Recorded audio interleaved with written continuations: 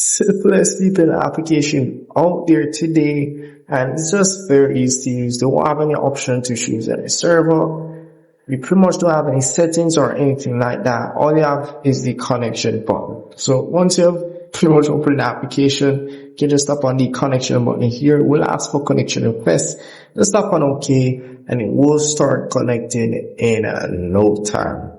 As you can see, it will take some time to connect, and once it's connected, here as you can see, I do have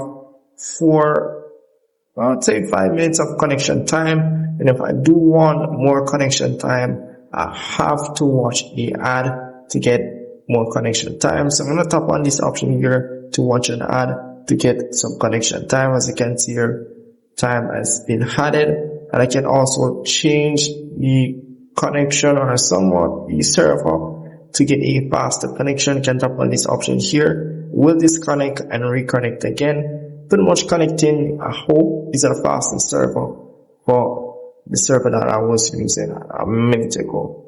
So yeah, that's really pretty much it for the application. Just very simple VPN application.